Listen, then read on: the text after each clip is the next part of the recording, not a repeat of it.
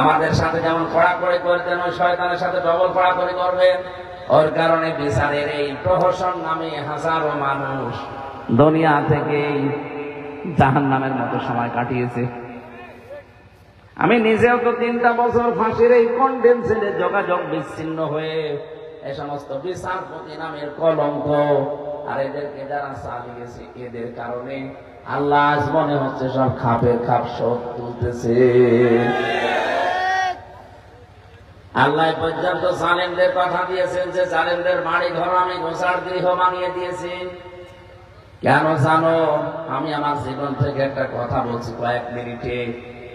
হজে গিয়েছিলাম 16 সালে, কাবা তাওয়াফ করছিলাম, 7 চক্কর দেওয়ার পরে করে গেলাম, যে দেখি আমার পেটে মারাত্মক ব্যথা।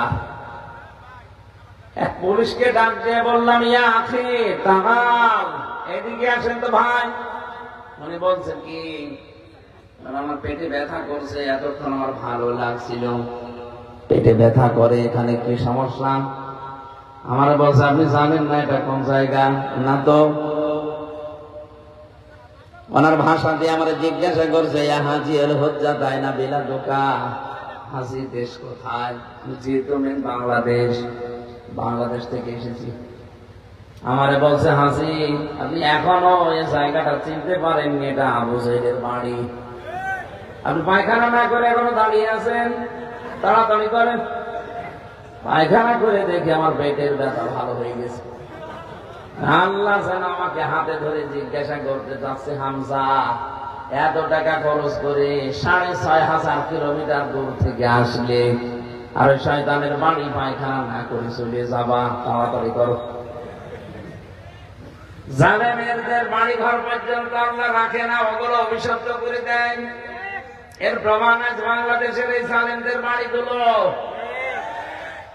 হেফাজতের শাপলা চত্বর একেবারে পরিষ্কার করার পরে যিনি ভিডিও বার্তা দিচ্ছিলেন আপনাদের এই জেলায় বাড়ি, কথা বলছেন এখন শুয়ে আছে ফ্লোরে। সেদিন আমার মধুপুরে মাহফিল ছিল, উনি এসেছিল রিমান্ডে। ওখানে যিনি জামাত ইসলামের দায়িত্বে আছে তারে ডাক দিয়েছে যে আমাকে যেন আর অপমান করা না হয়। অপমান কি দেখেছেন কি আপনি? এই বাংলাদেশে ইসলাম আর মুসলমানদের বিরুদ্ধে সবচেয়ে বেশি ষড়যন্ত্র যারা ক্ষতি যারা করেছে তাদের ভেতরে আপনাদের এই লোক 10 জন যদি দেশে থাকে তার ভেতরে গোলামি একজন। এগুলো মানুষ নামে কলঙ্ক। বাড়ি ঘর দেখে আসেন কি অবস্থা করেছে জনগণ। সবচেয়ে বেশি আমার মনে হয় এই খুলনা বিভাগে হয়েছে। জালেমদের একটা বাড়ি ঘর রাখে নাই মানুষে। আল্লাহ বলেন এ পর্যন্তই না, এর পরের অংশ তোদের জন্য শিক্ষা আছে। ইন্না ফি যালিকা লায়াতাল লিকাওমিন ইয়ালামুন। এখানে লামে তাকিদ আছে, আল্লাহ তাকিদ দিয়ে জানিয়েছেন অবশ্যই এর ভেতরে শিক্ষা আছে যারা জ্ঞানী সম্প্রদায় তাদের জন্য। যে জালেমদের এত বড় শিকড় যদি আমি আল্লাহ কেটে দিতে পারি, জালেমদের শিকড় কাটা হয়ে গেছে। এটা মজহুর, এর ফাইল জানা নেই, এর কর্তাকে জানা নেই।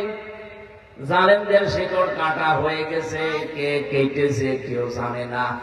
সারা বাংলাদেশে জালেমদের যত বাড়িঘর প্রতিষ্ঠান, যেখানে বসে বসে জালেমরা দর্বি সন্ধি করত, আপনি খোঁজ খবর নিয়ে দেখেন কে ভেঙেছে কেউ জানে না।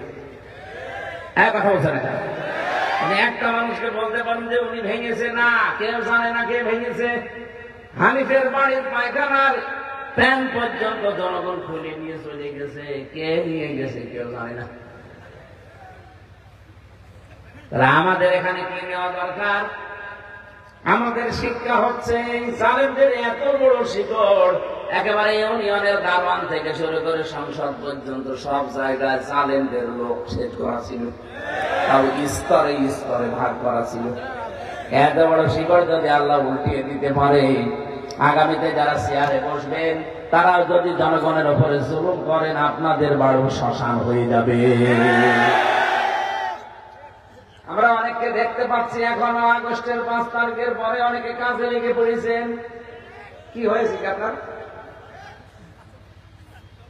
বারবার লন্ডন থেকে উনি ভিডিও বার্তা পাঠাচ্ছে, পাগল হয়ে গেছে লোকটা যে শুরু করেছে কি। আপনি বাস্তবতা বোঝেন কিছু? সব নখদর্পণে আছে।